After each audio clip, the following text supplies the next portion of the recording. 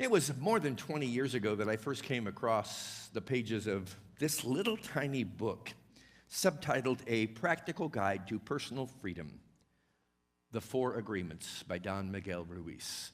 How many of you have read this book? That is very heartwarming to me. Let me tell you that I've read it several times now. I've taught it many times. And I've come to the conclusion after this last reading that if you really get the content of the few pages in this book, if you really get it, you're going to be home free. Because everything you need to know about living the way in which you are designed to live is contained within the pages of this book. We started last week our adventure, and we're continuing again this morning and for the next several weeks. I just want to offer you a brief overview of these four agreements before I get into the one that we're going to be discussing this morning.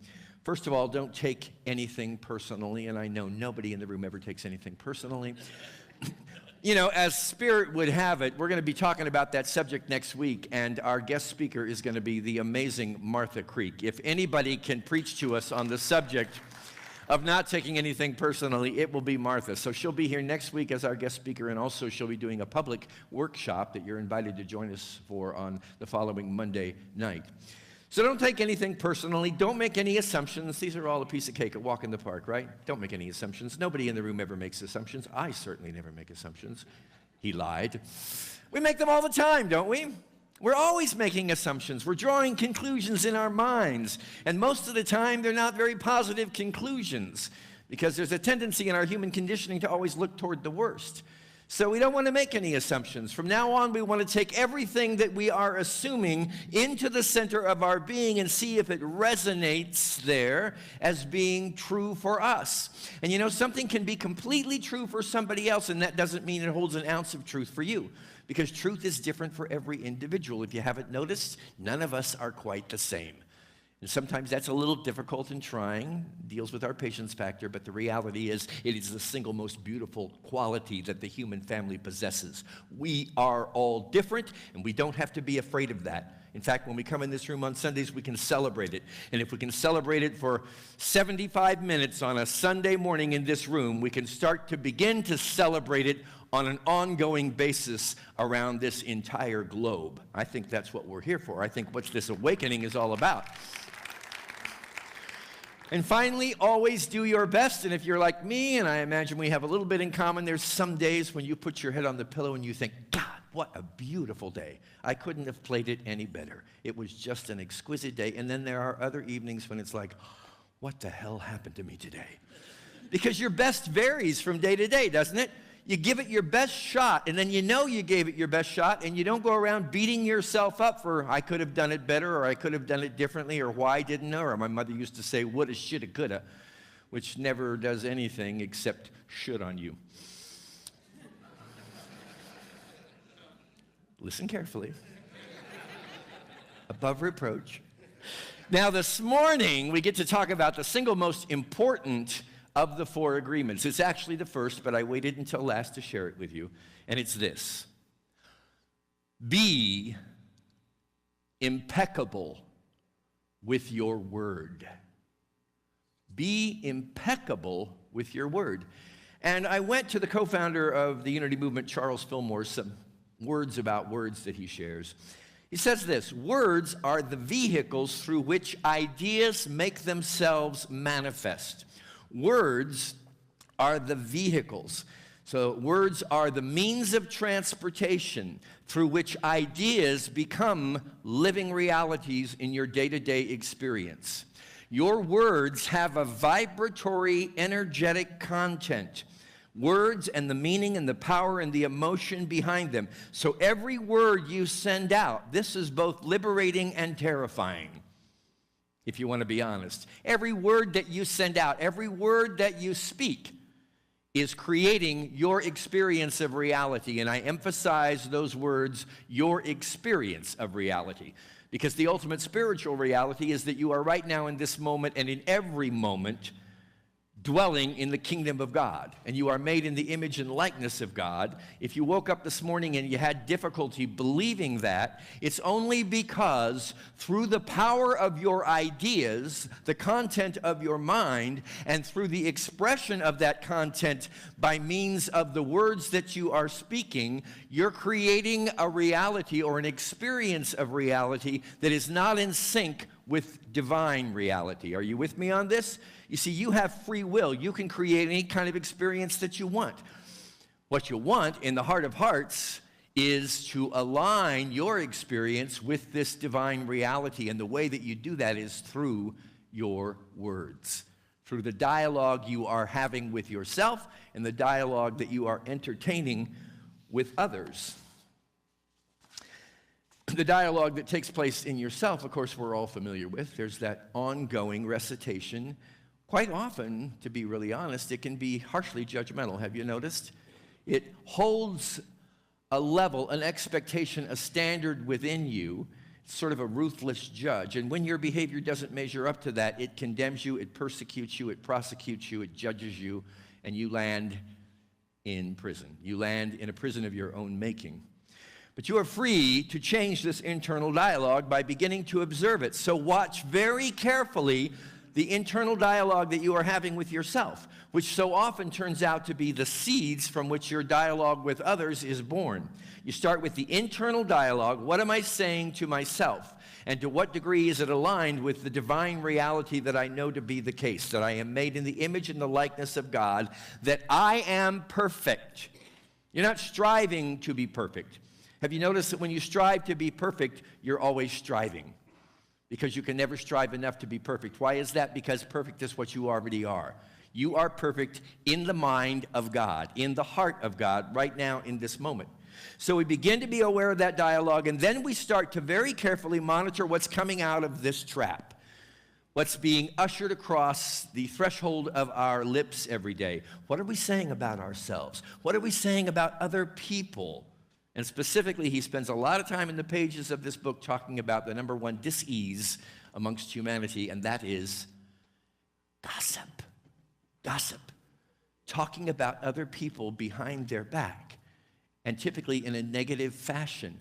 Friends, that's as poisonous as anything gets, and it doesn't impact anybody except you, because that's rolling out of you. And when that kind of information, that kind of analysis is rolling out of you, trust me, it's rolling back to you in the form of the experience that you are creating. Because you have all of these little transportation vehicles, as Charles Fillmore calls them, little buses, trains, automobiles, airplanes there, coming out of your mouth all the time. Just imagine that. Every single word is a transportation device, and do you know what it is transporting? Your experience of day-to-day reality. So you are creating your experience by virtue of the words that you are entertaining silently inside of your head, and also the ones that are coming out to be shared with others. You may know that in Unity we believe in all Christian doctrine, but we believe in it metaphysically interpreted, because we believe that when you metaphysically interpret Christian doctrine, it really is no longer Christian. When you metaphysically interpret Christian doctrine, it becomes universal spiritual principle. Take the brand name off of it, and you have universal spiritual principle. And you will find that universal spiritual principle everywhere. On November 4th, we're going to be having an interfaith service here. And prelude to that, a number of us visited the Greater Miami Islamic Center in Miami Gardens on Friday, last Friday.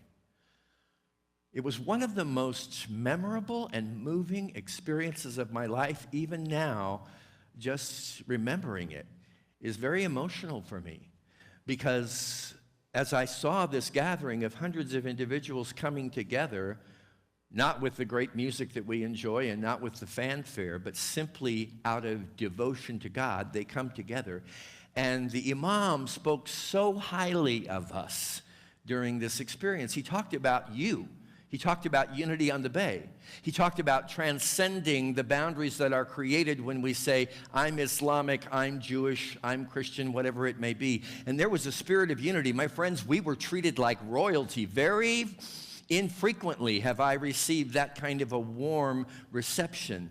So my point is that while it is easy for the internal dialogue and the external dialogue to talk about differences and conflicts and fears and woes, none of that is aligned with the spiritual reality of who we are as a human family. And it is possible for you right now this morning to be one of the agents that begins breaking down these differences of opinion that are based only on perception and getting beyond Christian doctrine, Jewish doctrine, Islamic doctrine to universal spiritual principle that helps us to remember we are all in this together.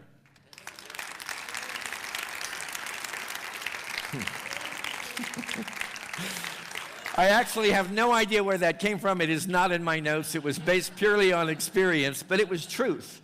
It was truth. Very, very moving. And I've never been to, now I'm completely drawing a blank. Mosque, thank you. I've never been to a mosque before. It really opened my eyes. And these people were coming up individually, shaking every one of our hands. It was really a powerful experience and made me realize we are all members of one family, and that's called humanity. All right. Now, to get back to Christian doctrine, metaphysically interpreted, I want to talk to you about a word that we don't mention very often from this platform because it has kind of a sting to it, because it's a word that was used in a lot of cases to set us up for control and failure. And the word is this: sin. Doesn't that have a sting to it? I mean, I don't know what your previous life conditioning was, but typically sin is not a very good thing. And in fact, even when it's metaphysically interpreted, it's not a very good thing, because the end result is you recognize that you're a sinner, and everybody probably around you is also a sinner. But it's not sin in the sense that you have defined it in the past. Listen to the words of Don Miguel Ruiz in the Four Agreements when he gives you a new way of looking at this sin that has a sting to it. He says, a sin is anything you do which goes against yourself.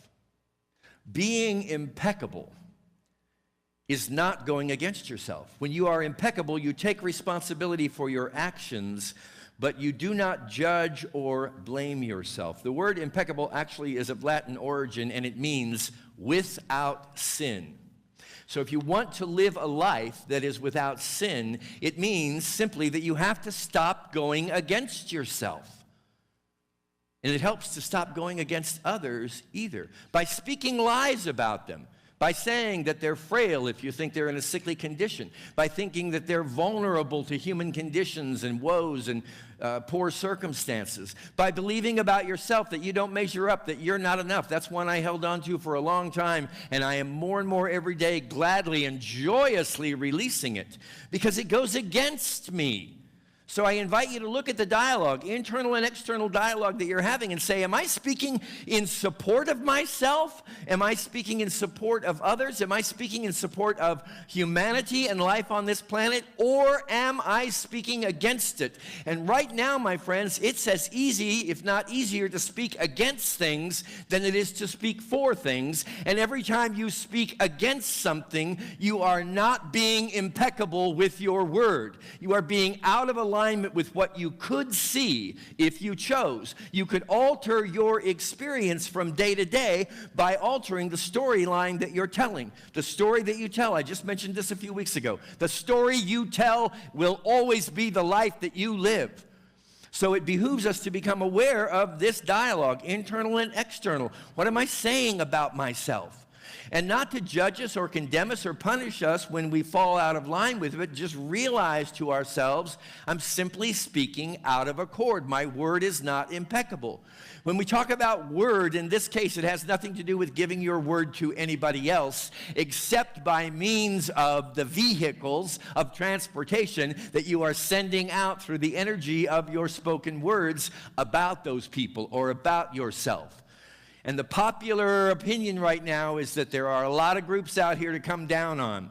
We need to condemn them. We need to condemn their actions. We need to put out vile words about what they're doing. I'm telling you right now, if you want to strengthen the division, the divisiveness that you're experiencing, if you want to strengthen that which you perceive to be evil in the world, just keep talking about it. And keep talking about it and pull other people together and get all together and talk about it and generate more of it. Or stop in your tracks lovingly and gently. Wow, I'm definitely going down a road here where I am bad-mouthing another person or a group of people or a situation, and I do not want to contribute to that, so I'm not going to energize it by means of the words that I'm speaking. I'm going to change my dialogue. I can say that no matter how I'm perceiving the situation, the reality is, number one unity principle, there's only one presence, there's only one power, it's God, and it's good no matter what I think about it. And I'm going to align all these little vehicles of transportation that are delivering my experience of day-to-day reality to me, I'm going to align them with ultimate divine reality. I guarantee you, my friends, if you can do this for just a day, stop yourself in your tracks when your dialogue, internal or external, is going down one of those muddy, rocky roads. Stop it in your tracks, realign your thinking, realign the ideas that are in your mind, and set them up in accord with divine reality that in your heart of hearts you know is true. You're going to change your experience, and you're going to change it quickly. Because the only reason your experience is what it is right now is because you are empowering it through the energetic vibration of your words that is delivering a given experience into your day-to-day activities. In the book of John, this is the 8th chapter, 1st through 11th verses. There's a story that most of us are familiar with. It has to do with an adulteress who was caught and more or less sentenced by a number of others, and she was put into the center of a circle so that an unbelievable punishment could be inflicted upon her, and most of you know that punishment was stoning. I mean, we've heard that story a lot, but if you really think about a person being stoned to death, it's merciless. It's crazy. And into this situation walks Jesus, observing this dynamic going on. And he says simply, excuse me, guys, but I'd like for the first one of you that is without sin to cast a stone. None of them did anything but put their stones down.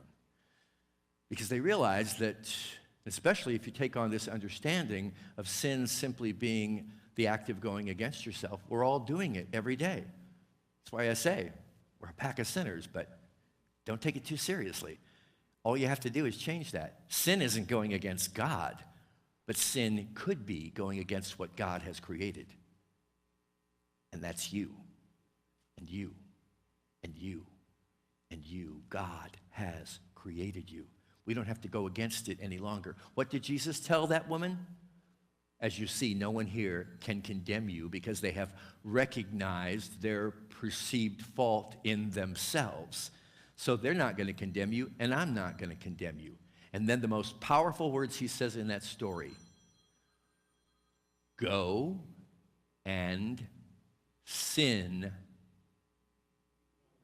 no more. So what I'm asking you this morning, in both a metaphysically Christian way, as well as in a sense a traditional Christian way, is to go and sin no more. To all of us. Let's go. Let's leave this room and let's don't sin anymore. Let's don't keep talking ourselves down. The number one mortal sin, do you know what that is? It's to reject yourself. So stop rejecting yourself, because when you reject yourself, you're rejecting God. You're made in you are an exquisite replication of the perfection of God. And every time you talk yourself down, you're not supporting that. You're sinning against yourself, you see. And the way to end that is to change that dialogue. No matter what my internal chatter is telling me, I know who I am. I know the strength that indwells me, the peace and the power that indwells me. And I see a world where more and more of those kinds of representatives are needed. And don't you know that all the entanglements of the world and our country right now are there but for one reason, and that is to get us to realize what our sinful internal dialogue and external dialogue has been creating and change it. If you want to be an agent for change, be an agent for changing the story that you're telling. My friends, leave this room with one promise to yourself and to the world. I am going to watch my words, every one of them, whether they're spoken or whether they're silently recited inside of myself. I'm going to watch my words, and when I'm out of alignment, I'm going to step right back in. Why? Because I want my experience and the experience of the whole human family to be impeccable. God bless you.